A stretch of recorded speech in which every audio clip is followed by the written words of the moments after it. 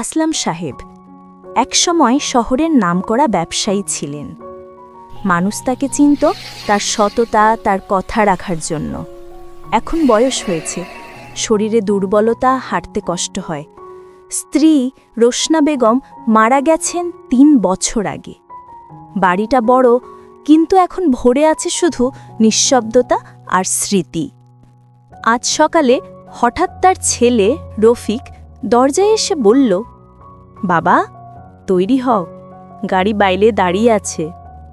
কোথায় যাচ্ছি বাবা? চলো, একটা সারপ্রাইজ আছে।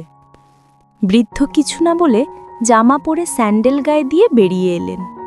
রাস্তায় উঠেই দেখলেন নাতি রিয়াদ হাতে একটা লাল গোলাপ নিয়ে দাঁড়িয়ে আছে। দাদু, এটা তোমার জন্য। বৃদ্ধ মৃদু হাসলেন। ধন্যবাদ বাবা, এটা আমি সঙ্গে রাখব। গাড়িতে ওঠার পর ছেলে কথা শুরু করল। বাবা, তোমার এই বর্ষে একা থাকা ঠিক না। আমি আর বৌমা ভেবে দেখেছি তোমার জন্য একটা ভালো জায়গা ঠিক করেছি। ওখানে থাকবে সুন্দর বাগান, ডাক্তারের চেকআপ, সময় মতো খাবার, আর তোমার বয়সী অনেক লোক। তুমি ওখানে ভালোই থাকবে। তোমার মা থাকলে হয়তো এই কথাগুলো শুনে কেঁদে ফেলত। চোখের কোণে জল নিয়ে বৃদ্ধ জানালার বাইরে তাকিয়ে রইলেন। গ্রামের রাস্তা পেরিয়ে যাচ্ছে। রাস্তায় নামল ধুলো, ধানক্ষেত, নদীর পাড়। সব কিছুই যেন তার জীবনের ফ্ল্যাশব্যাক হয়ে ফিরে আসে। তিনি ভাবেন, ছেলেকে মানুষ করতে কত কষ্ট করেছি। আজ সে আমায় এমন জায়গায় নিয়ে যাচ্ছে যেখানে আমার মতো লোক থাকে। গাড়ির ভেতর নীরবতা। ছেলে মোবাইল নিয়ে ব্যস্ত, নাতি গেম খেলছে, আর বৃদ্ধ জানালার বাইরে তাকিয়ে নিজের জীবনের হিসেব মেলাচ্ছেন। কোথায় যেন একটা ভুল হয়েছিল। ভালোবাসা শেখালেও কৃতজ্ঞতা শেখাতে পারেননি। গাড়ি এসে থামে। সামনে বিশাল ভবন, লেখা বৃদ্ধাশ্রম। গাড়ি থামল। সামনে বিশাল গেট, তার উপরে বড় হরফে লেখা সুখ নিকেতন বৃদ্ধাশ্রম। আসলাম সাহেব চোখে হালকা হাসি বললেন, বেশ জায়গা, নামটাও সুন্দর।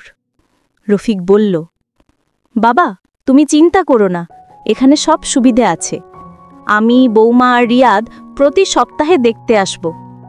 বৃদ্ধ কিছু না বলে শুধু মাথা নাড়লেন। রিসেপশন ডেস্কে অফিসার বসা, ছেলে ফর্ম পূরণ করছে। আঙ্কেল, আপনার বয়স কত? ৭৫। খাওয়া দাওয়ার কোনো অসুবিধে? না, আমি এখনো নিজে খেতে পারি। এমন সময় রফিকের ফোন বাজল।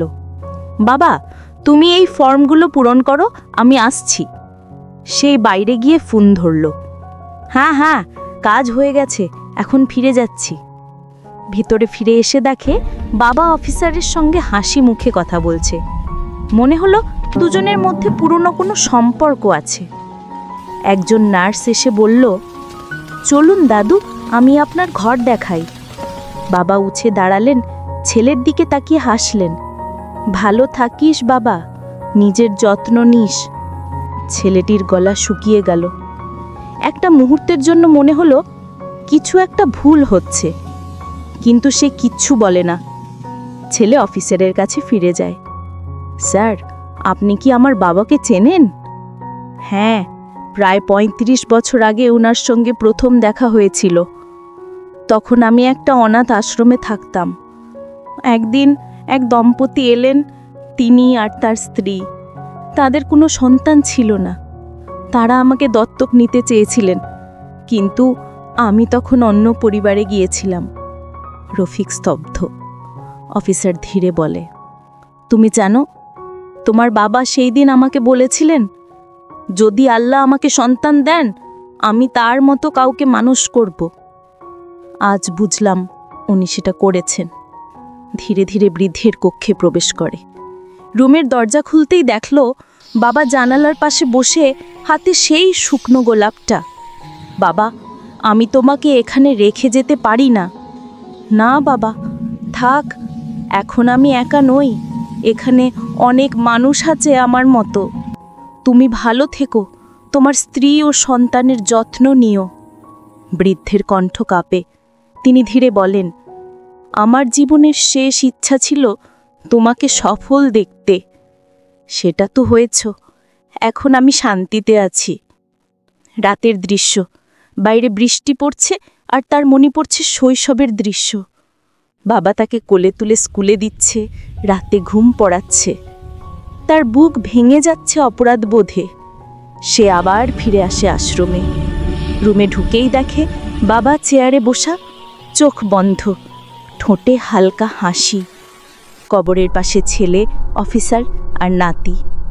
পরদিন আশ্রমের মাঠে একটি ছোট্ট কবর, সাদা গোলাপের মাঝে সেই লাল গোলাপটি রাখা। অফিসার বলেন, তুমি জানো, উনি মৃত্যুর আগে বলেছিলেন আমার শেষ উপহার হবে এই গোলাপ। যেদিন আমার ছেলে আমাকে বুঝবে সেই দিন এই ফুলটা শুকিয়ে যাবে। রফিক নিঃশব্দে বলে, বাবা, আমি দেরি করে ফেলেছি। রিয়াদ গোলাপটা নিয়ে বলে, দাদু, আমি তোমাকে কখনো একা রাখবো না। জীবনের সবচেয়ে বড় সম্পদ হলো বাবা মা। তারা শুধু ভালোবাসা দেয়, কিছুই চায় না। কিন্তু আমরা কখনো কখনো সেই ভালোবাসাটাকেই বোঝার সময় পাই না।